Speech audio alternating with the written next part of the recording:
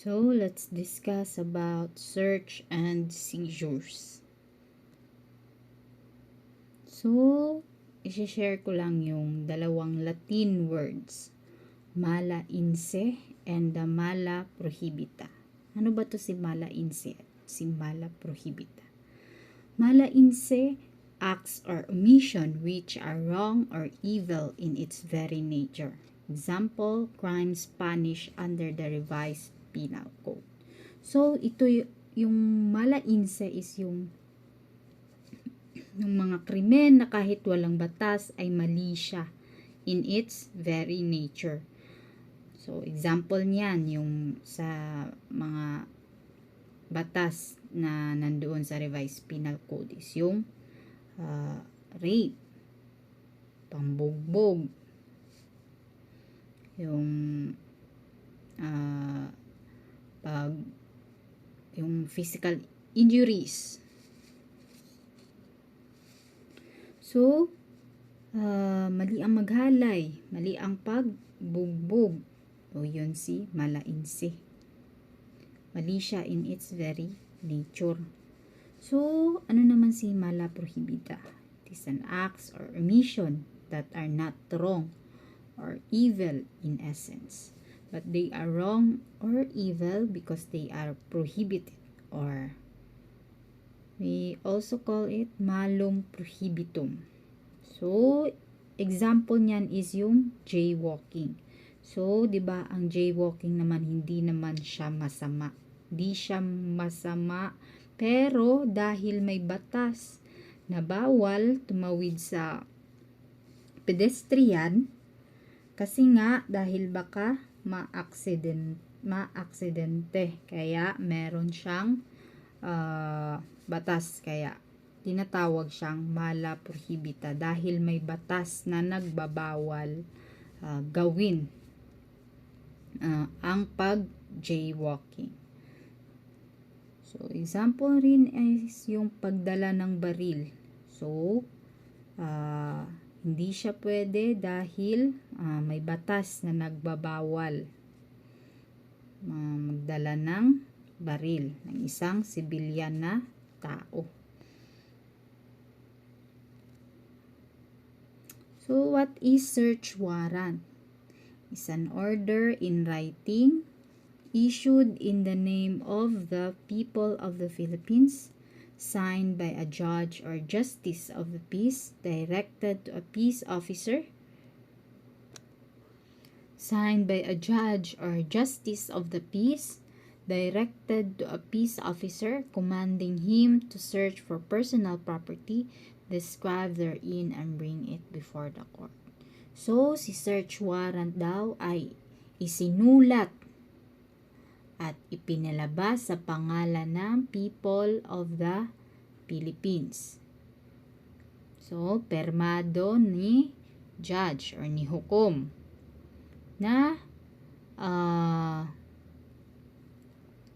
nag-a-address at nag-uutos kay police officer or kay peace officer na commanding him to search for personal property at dalhin ito sa korte.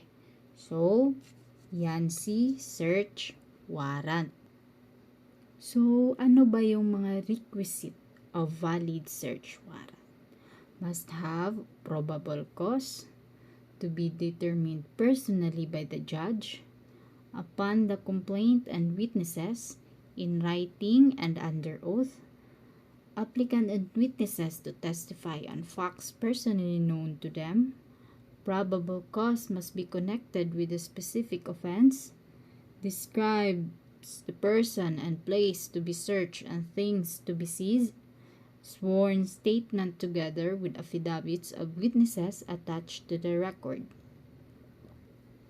So, ano ba yung requisite to have a valid search warrant? So, ano ba yung mga kailangan para makapag-issue ng search warrant?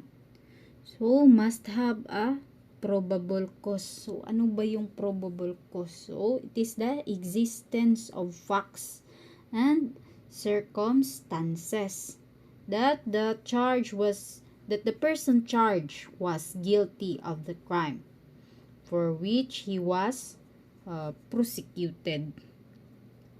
So, to be determined personally by the judge. So, syempre, si judge naman yung mag-issue ng search warrant. So, it must be the judge who will determine personally the search, the probable cause. Hindi hindi yung assistant niya or yung ibang tao. Dapat si judge mismo ang mag-determine. So, kailangan niyang kausapin si complainant and yung mga witnesses. So, in writing and also in under oath. So, si applicant at saka yung mga witnesses testify sila about on facts about kung meron ba silang personal knowledge about sa crime na nangyari or that is connected to the crime. So, tatanungin niya ni judge, si applicant, tsaka si witness kung may personal knowledge ba sila sa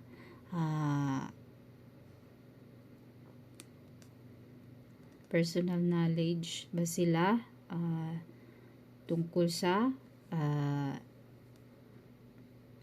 isang situation or that is connected to the crime. Kasi baka chismis lang yon or hearsay, baka narinig lang nila yon, hindi sila mismo yung nakakita or hindi nila mismo personal knowledge.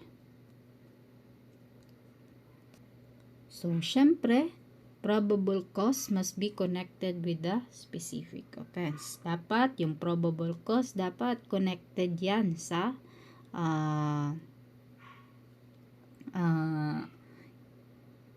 para maka-issue sa search warrant. Connected siya sa isang sa krimen.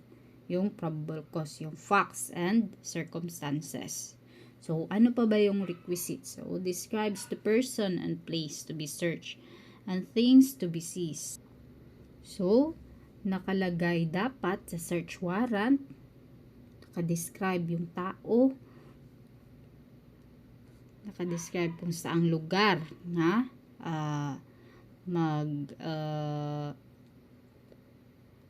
gagawa ng search warrant or yung mga things na to be seized. Dapat nakadescribe dun lahat sa search warrant.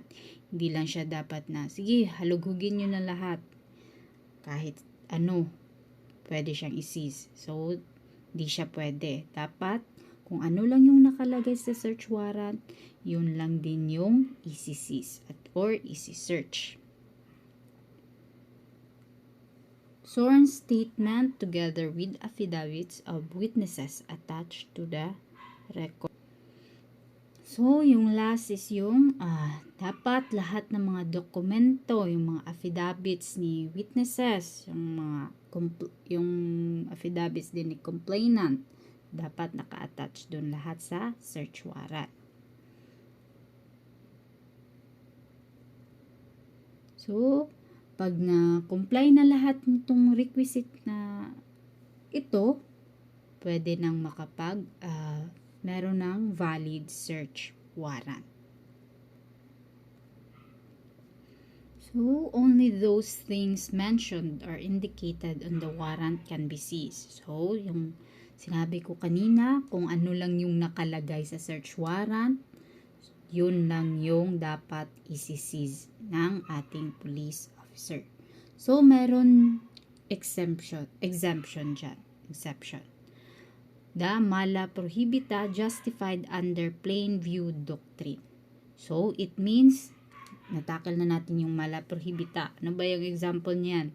So, sa mesa, pag open ni police officer sa bahay, and then nakita sa mesa nakalatag yung mga droga, syempre, pinagbabawal yung paggamit ng droga at nakita sa lamesa na nakalatag. So, naka-plain view doctrine siya. So, nakita mismo pagpasok sa bahay.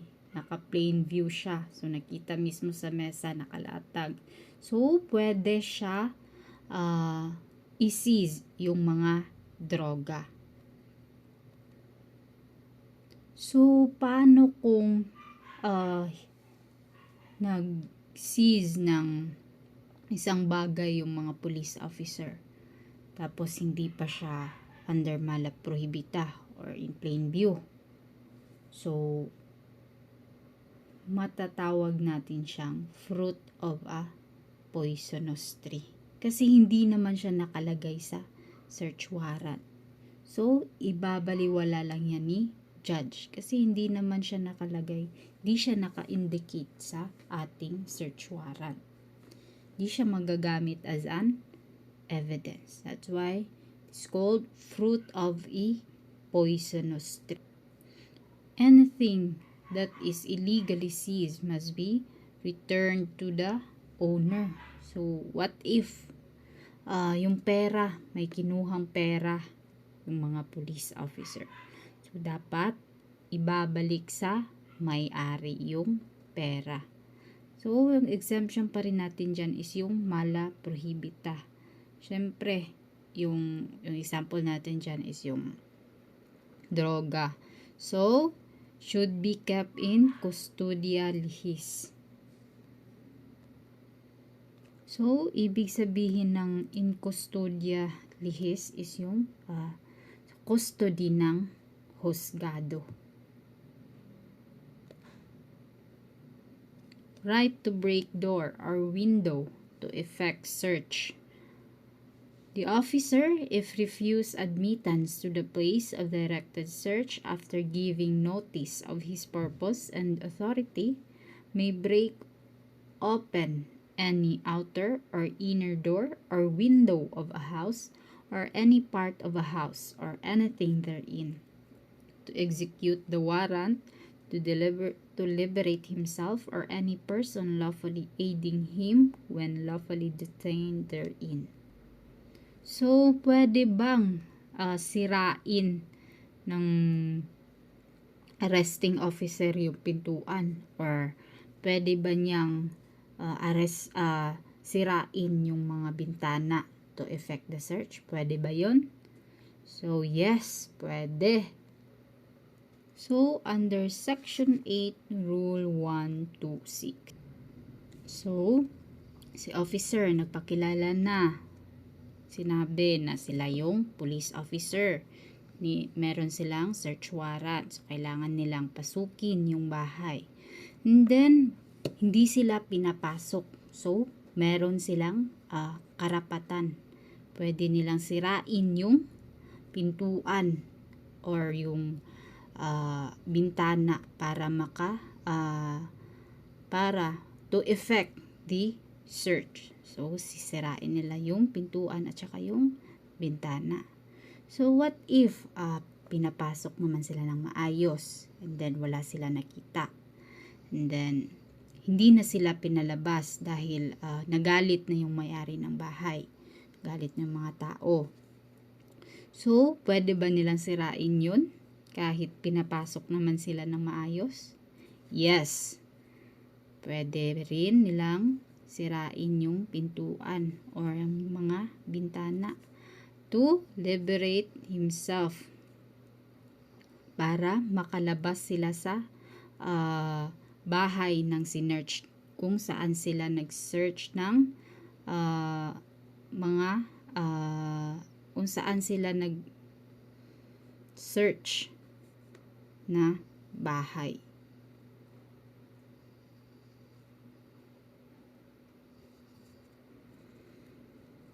So, paano ba gumawa ng search under Section 8, Rule 126?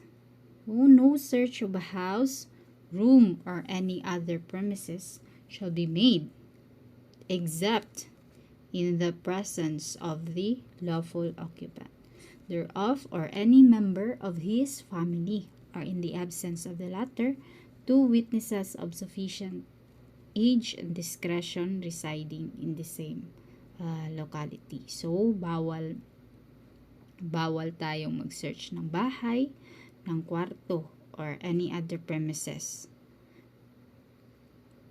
Except if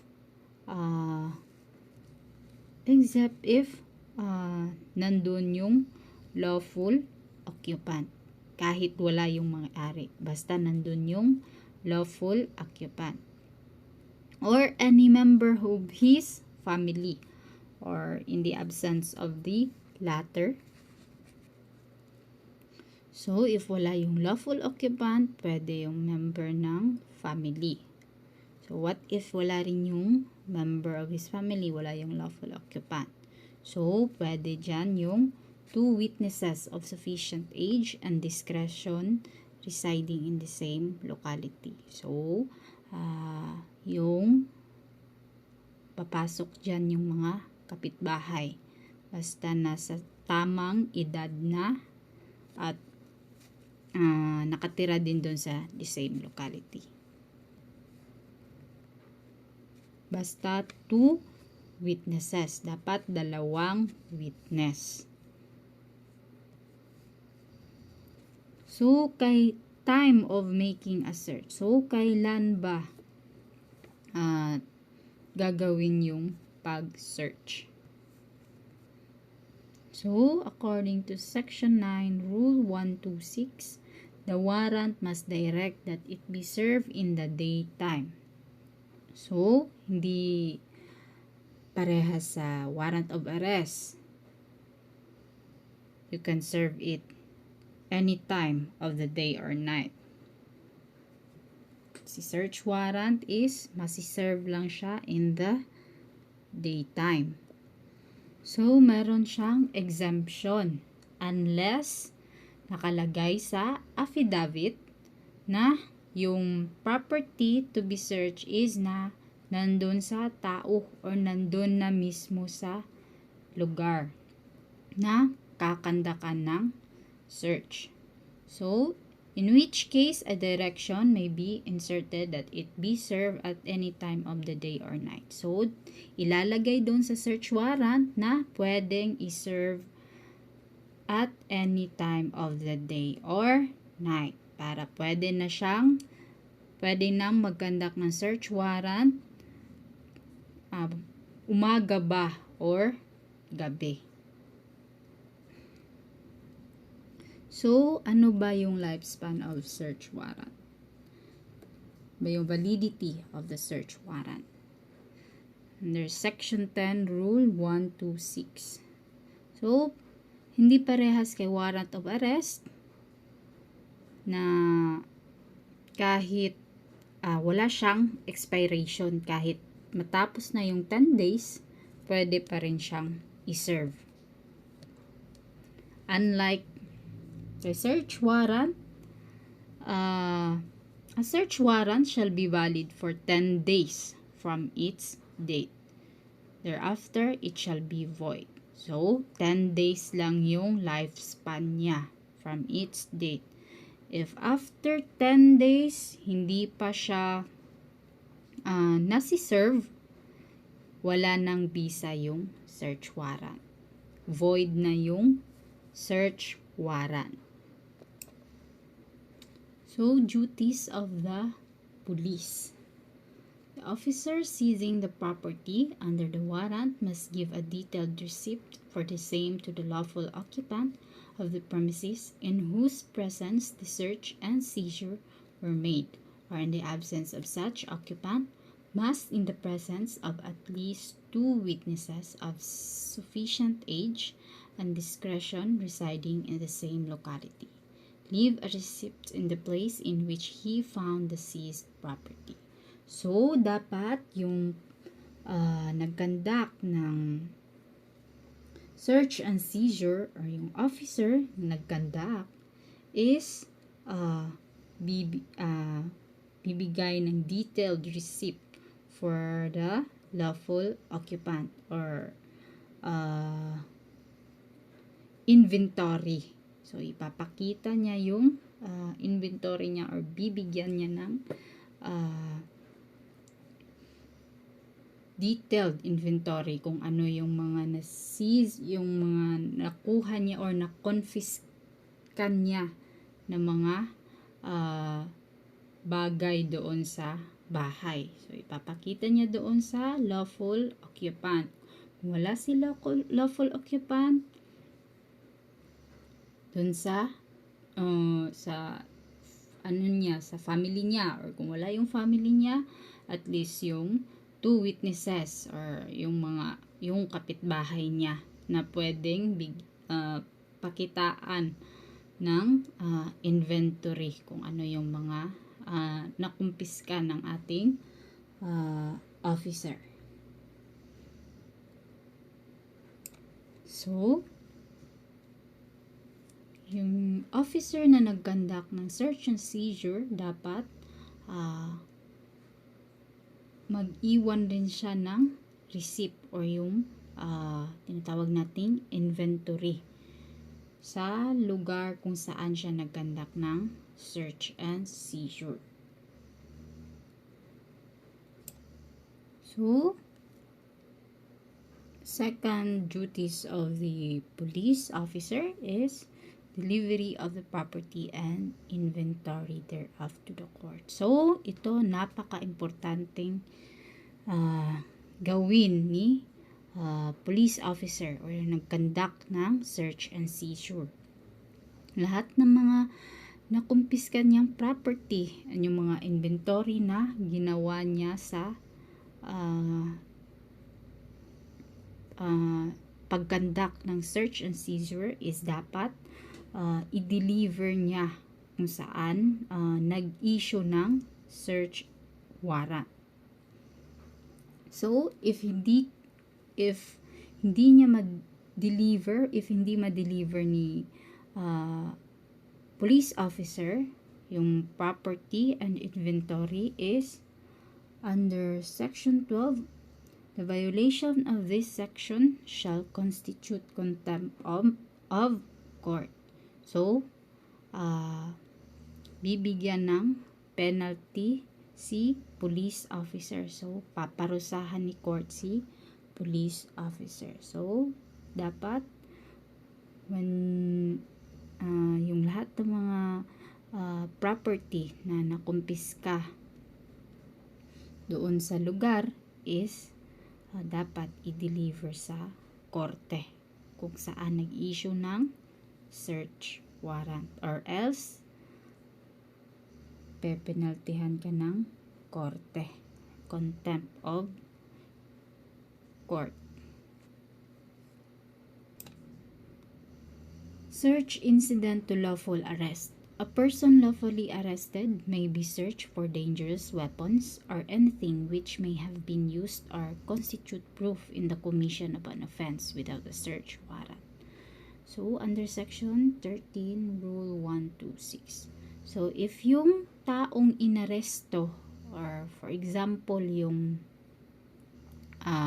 nagnakaw ng pitaka at hinabol ng police officer.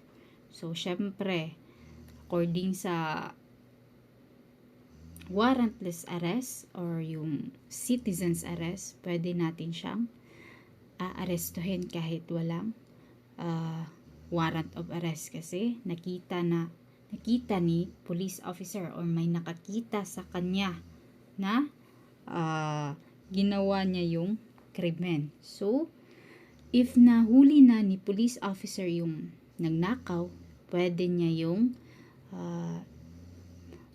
siya mag-search sa katawan ni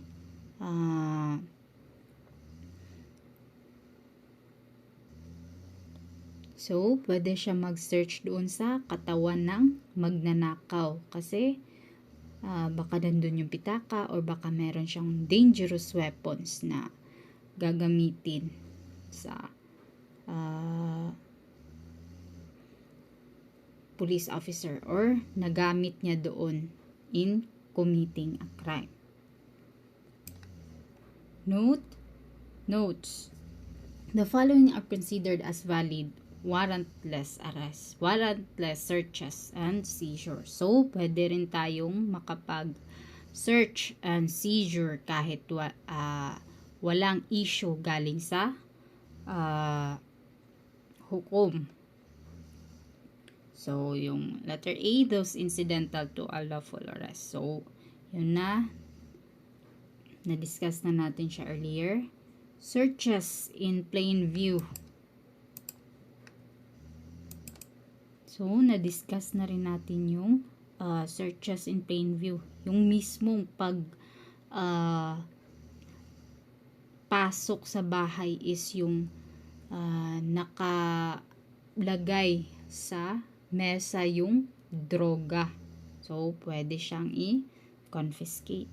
Searches of moving vehicles. So, pick only. No opening of trunk. So, bawal siya. Bawal siya i-open. So, tingin lang.